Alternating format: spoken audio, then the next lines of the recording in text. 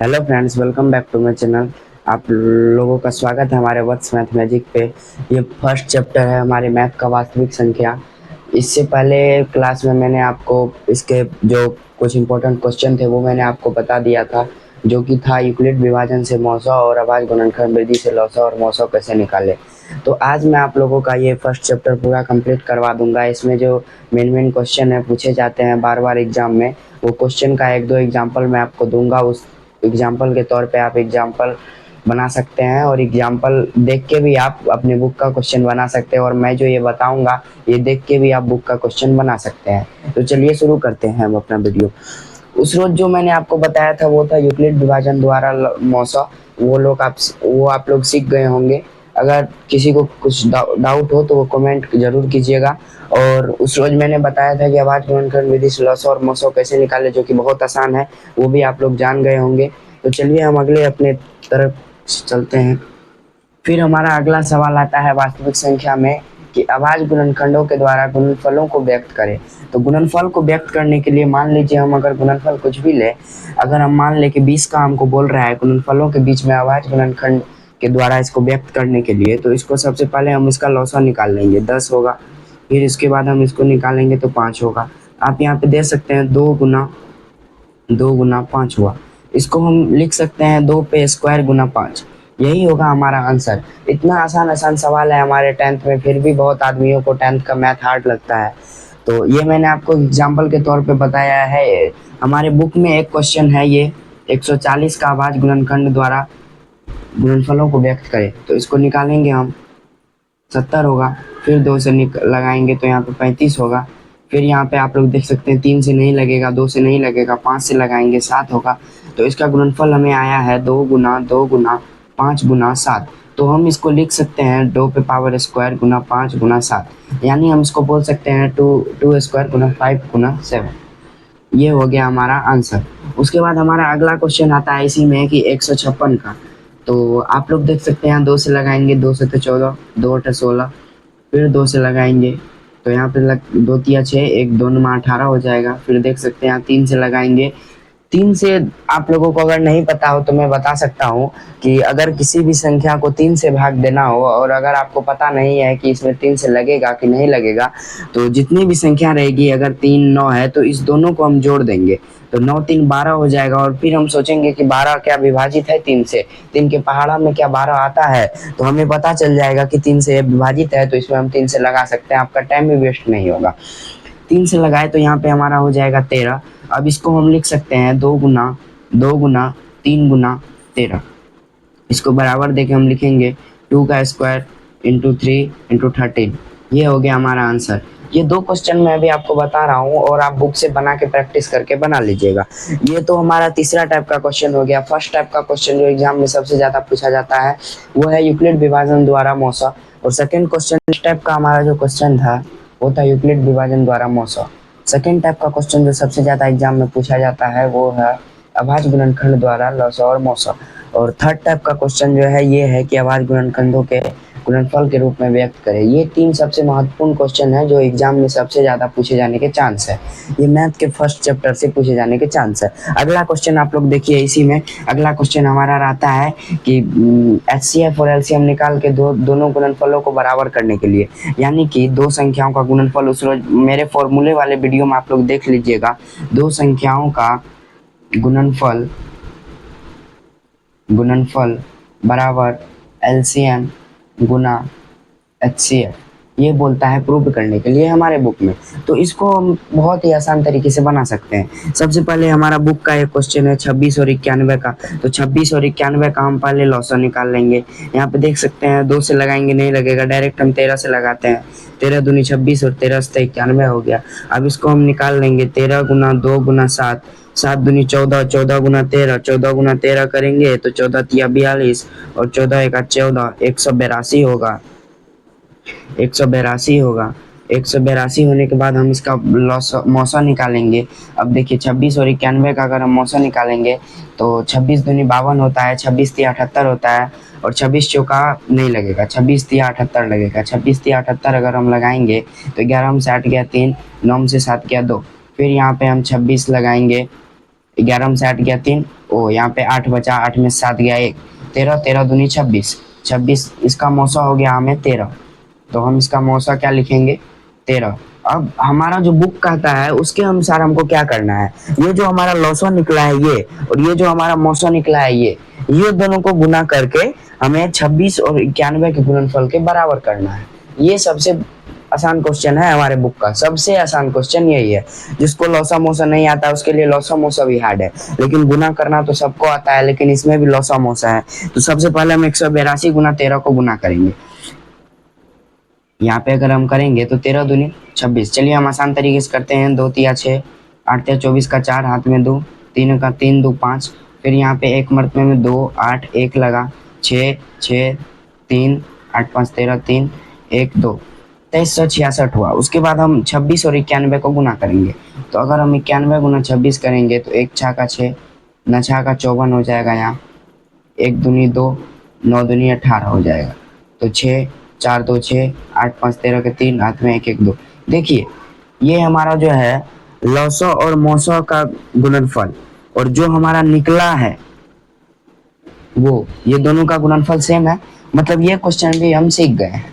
ये क्वेश्चन सबसे आसान है हमारे बुक में, दोनों को बराबर करना होता है, मतलब प्रूव करना होता है एलएचएस बराबर आरएचएस, जो कि बुक में दिया हुआ था कि दो संख्या का गुणनफल बराबर एलसीएम गुना एचसीएफ या एचसीएफ गुना एलसीएम, इसको बनाने के लिए, इसको दोनों साइड बराबर करने के लिए। अब हमारा अगला सवाल जो है, अगर आप लोगों को इस दोनों सवाल में कोई भी दिक्कत हो तो कमेंट्स में जरूर बताइएगा।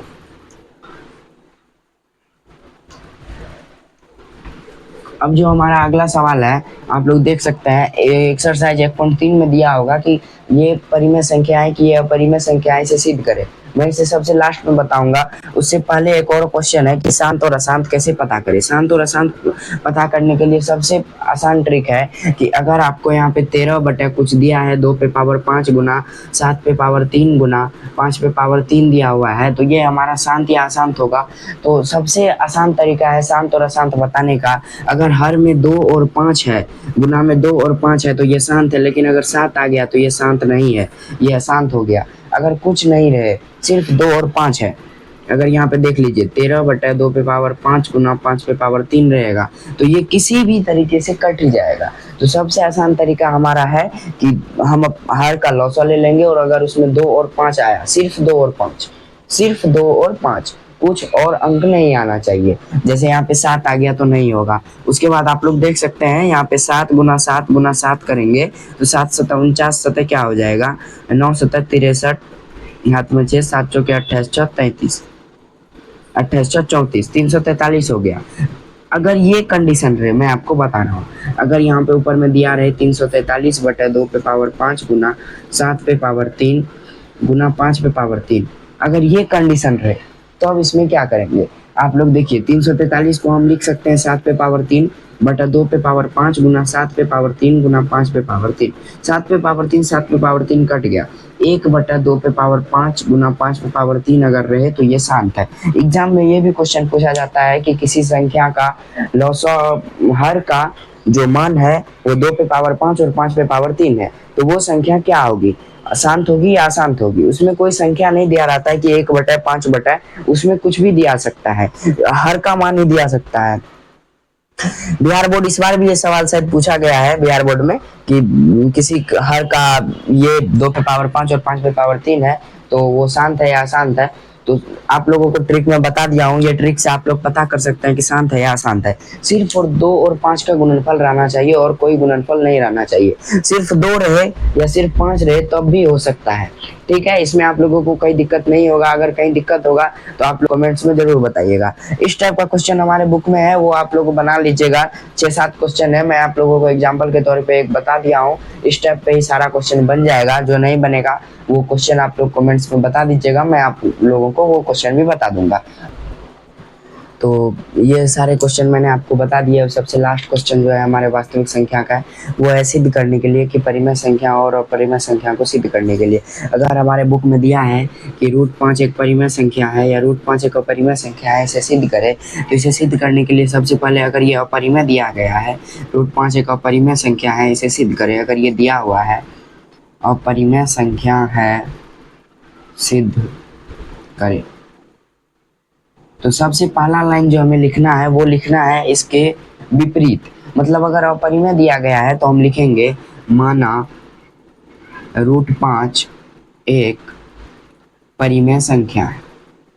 और अगर दिया रहेगा यहाँ, माना कि अगर यहाँ दिया रहेगा √5 परिमेय संख्या है, तो हम यहाँ मानेंगे कि माना √5 एक अपरिमेय संख्या है। परिमेय संख्या को आप लोगों को पता होगा, जिसे हम p/q के रूप में लिख सकते हैं, उसे परिमेय संख्या कहते हैं। तो हम यहाँ पे ये भी लिख सकते हैं, जिसे p/q के रूप में लिखा जा सकता है, जहाँ q is not equal to 0। Okay, आप लोगों को कोई दिक्कत तो कमेंट्स में जरूर बताइएगा। √5 हमें सिद्ध करना है, तो हम अब यहाँ से लिखेंगे प्रश्न से √5 बराबर p/q। यहाँ पे कुछ नहीं है तो हम 1 दे सकते हैं। अब यहाँ पे देख सकते हैं, हम दोनों तरफ अगर वर्क करेंगे तो यहाँ पे हम लिख देंगे दोनों तरफ वर्ग करने पर। अब यहाँ पे देखिए √5 का अगर हम स्क्वायर करेंगे और p/q का हम अगर स्क्वायर करेंगे तो √5 का स्क्वायर 5 हो जाएगा और p/q का स्क्वायर p² हो जाएगा। हम यहाँ पे q² को ये भी लिख सकते हैं q गुना q। मैं आपको लिख के बता देता हूँ, यहाँ पे हम लिख सकते हैं q गुना q। तो अगर हम यहाँ पे 5 गुना q, एक q इस साइड ले आए, 5 गुना q बराबर p²/q लिख दे, तो यहाँ पे हमारा क्या हो जाएगा, 5q बराबर p²/q। ये हमारा भिन्न हो गया, ये हमारा पूर्णांक हो गया। यहाँ पे हम लिख देंगे पूर्णांक इज नॉट इक्वल टू भिन्न। अतः यह हमारा सिद्ध हुआ कि यह हमारा परिमेय संख्या नहीं है। अगर परिमेय संख्या नहीं है तो अपरिमेय संख्या ही रहेगा। अतः यह, यहीं लिख देता हूँ, अतः यह सिद्ध हुआ कि यह एक परिमेय संख्या नहीं है या अपरिमेय संख्या है। यहाँ तक कर लेना है, ये हमारा क्वेश्चन बन जाएगा। और अगर आप लोगों को बुक में दिया हुआ है ये बहुत बड़ा, ये बुक में क्वेश्चन जो है बनाया हुआ बहुत बड़ा है, जिसको समझने में बहुत दिक्कत होते हैं बहुत से विद्यार्थियों को। तो अगर आप इस टाइप पे भी अगर अपना क्वेश्चन बना लीजिएगा तो इसे कोई नहीं काटेगा। अगर आपको इसमें कुछ जोड़ना हो कि p और q और एक पूर्णांक है जहाँ q is not equal to 0, यहाँ पे हम लिख सकते हैं जहाँ p और q एक पूर्णांक है और q is not equal to 0, क्योंकि q हर में रहता है। अगर 0 कर देंगे तो उसका मान नहीं निकलेगा। तो ये सवाल अगर आपको समझने में कहीं दिक्कत हो तो वो हमको जरूर बताइएगा। सबसे सिंपल तरीका है √5 एक परिमेय संख्या है सिद्ध करें, तो हम इसके विपरीत मानेंगे कि माना √5 एक परिमेय संख्या है जिसे p/q के रूप में लिखा जा सकता है, जहाँ p और q एक पूर्णांक है और q is not equal to 0। जहाँ p और q एक पूर्णांक है और q is not equal to 0। Okay, आप लोगों को कहीं समझने में दिक्कत होगा तो वो आप लोग कमेंट्स में जरूर बताइएगा। माना √5 एक परिमेय संख्या है जिसे p/q के रूप में लिखा जा सकता है, जहाँ p और q एक पूर्णांक है और q is not equal to 0। तो हम प्रश्न से किए √5 बराबर p/q लिख सकते हैं, क्योंकि हमने इसे परिमेय संख्या माना है। उसके बाद हम इसे दोनों तरफ से वर्क करेंगे तो √5 का स्क्वायर यहाँ पे 5 हो जाएगा और p/q का स्क्वायर p²/q² हो जाएगा। p² का मतलब हुआ 2 बार p का गुना, q² का मतलब हुआ 2 बार q का गुना। तो 5 गुना अगर q हम कर दे, इस साइड एक q ले आए तो 5q हो जाएगा और इस साइड क्या बचेगा, p²/q। आप लोगों को पता है जो जिसका आंसर हर रहता है वो पूर्णांक, वो भिन्न होता है। तो p²/q जो है वो भिन्न है और ये जो है एक पूर्णांक है। पूर्णांक कभी भिन्न के बराबर नहीं होता है, ये बात आप लोग समझ लीजिए। इसीलिए पूर्णांक इज नॉट इक्वल टू भिन्न।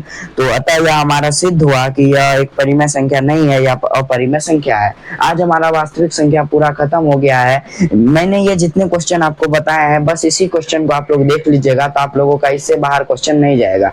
हमारे फर्स्ट चैप्टर में ये भी दिया है 6 क्यूब + 1, तो इस टाइप के क्वेश्चन बहुत कम ही आते हैं, पूछने के चांस सबसे कम रहते हैं। इस टाइप जो क्वेश्चन मैंने आपको बताया है ये क्वेश्चन भी आप लोग पढ़ लीजिएगा, तो आप लोगों को 10th में इससे बाहर क्वेश्चन नहीं आएगा फर्स्ट चैप्टर से।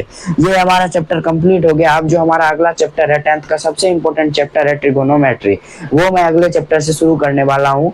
तो अगर ये वीडियो में किसी को कहीं दिक्कत तो कमेंट्स में जरूर बताइएगा। अगर वीडियो अच्छा लगा हो तो लाइक, सब्सक्राइब, शेयर जरूर कीजिएगा। धन्यवाद।